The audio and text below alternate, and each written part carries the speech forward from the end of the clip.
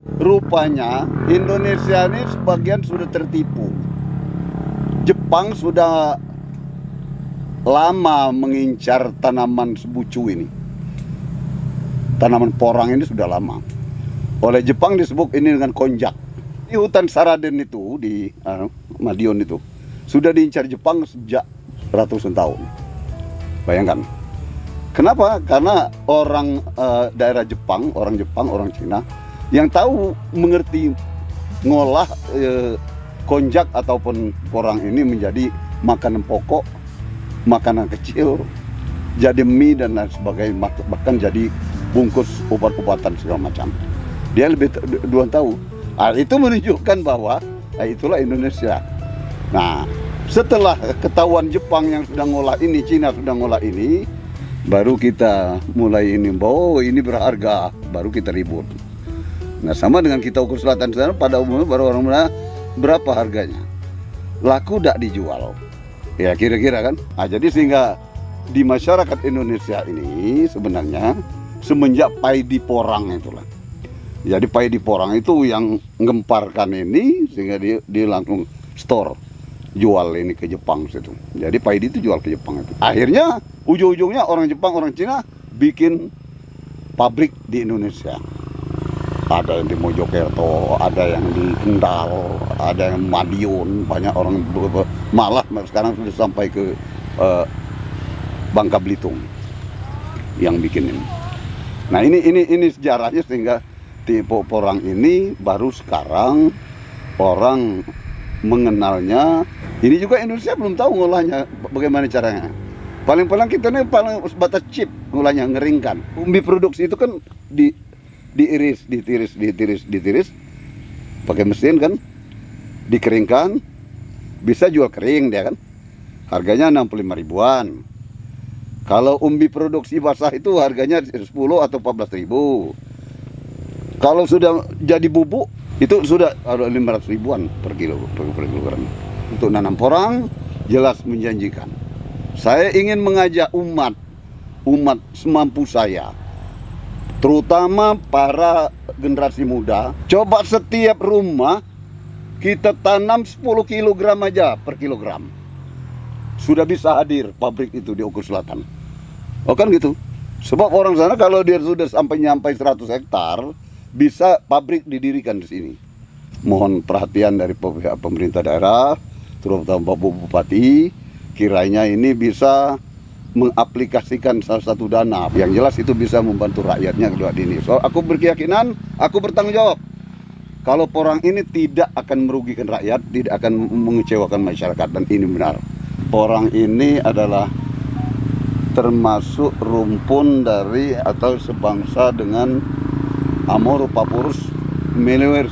Terbagi dia ini kan yang semarga itu, iles-iles, suwek, walur, akan itu yang semarga dengan itu.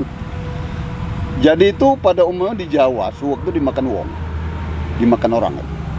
Ya diolah, dimakan. Kalau di Sumatera itu banyak dimakan gadung. Orang ini banyak kerjaannya ini. Begitu sampai bibit atau dapat bibit harus kita rendam. Kita rendam dengan air, buah kata ataupun umbi. Yang mana yang terendam, itulah dulu yang kita ambil. Yang ngapung, kita singkirkan, jangan dibuang. So, masih ada tumbuh itu. Nah, yang mana yang terendam itu nanti, baru kita sisihkan ke tempat karantina. Tempat karantina itu tempat, kalau bahasa kami bidai. Bambu dianyam-anyam. Jadi dia itu difilter, dikering angin. Tidak ada masuk sinar matahari, tidak pula kena hujan. Melaksanakan itu biasanya bulan April, Mei.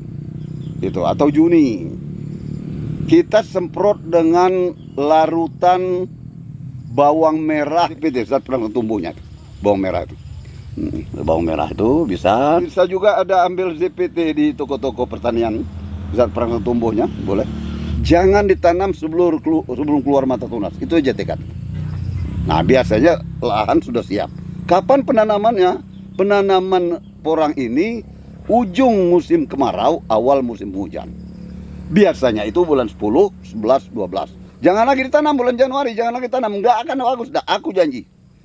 Januari agak bagus, sudah pengalaman. Nah, nanam itu langsung lahan disiapkan, diberikan lubang. Begitu lubang, kalau kami dikasih sarang burung tengahnya tuh. Sarang burung itu ya bekas-bekas rumput mati ditaruh di tengahnya, ditutup dengan tanah, dikasih lagi pupuk dasar. Pupuk dasarnya itu itulah kotoran binatang, kohe kambing, tai kambing yang sudah difermentasi ditaruh di atasnya tuh. Nah, perlakuan kita diadakan penimbunan. Ya semampu kita. Ada yang tidak, ada yang melakukan. Diadakan penyiang-penyiangan. Penyiangan ini manual.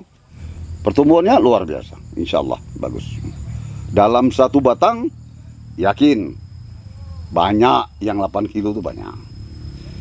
Tapi banyak pula yang sekilo itu banyak. 3 kilo banyak. Nah, macam-macam lah. Tergantung postur tubuhnya tuh. Jadi insya Allah. Terus sekilas. Kalau dia bibitnya itu dari kata, ingat, dari bibitnya kecil-kecil, itu panennya tuh 2 musim. Kenapa? Karena masih kecil betul itu 1 musim itu. Nah, kalau bibitnya umbi, nah baru 6 bulan udah ada 4 kilo itu. Tapi bibit umbi ini umumnya sudah untuk yang sudah berkantung tebal. Karena bibitnya itu mahal sekali. 65.000 sekilo bibit umbi itu. Cuma 2 biji. Bayangkanlah. 32.500 1 biji umbi. Nah, berapa ton itu? Nah, makanya kita petani kecil pada umumnya milih kata karena kita memilih banyaknya. Nah, setelah dia berumur 6 bulan, 7 bulan, dia nanti mati semua. Namanya dorman. Begitu dia mati, jatuhlah katanya itu. Begitu jatuh kata itu, baru kita ambil katanya. Nggak boleh diambil kata itu dipotes, nggak boleh. Kata yang benar-benar sudah berpisah dengan jasad ibunya, itulah dikatakan kata dorman atau kata sempurna. Itu perlu diketahui oleh para petani atau pecinta petani atau yang ingin. Ketahuilah bahwa setelah itu selesai urusan kita, biarkanlah dulu dia dikejar oleh rumput. Nanti umbi itu selamat dalam itu, insya Allah. Kusarankan kepada seluruh para pemuda, para petani, para masyarakat di wilayah saya, umumnya kerabat yang terdekat maupun yang jauh. Mari kita menanam porang, karena perhitungan ini insya Allah tidak akan mengurungkan, insya Allah akan merubah nasib kita. Iya, kira-kira itu. Oke, teman-teman jangan lupa like, comment, dan subscribe channel Host TV, dan tunggu video-video selanjutnya dan info-info menarik dari Harian Oku Selatan TV.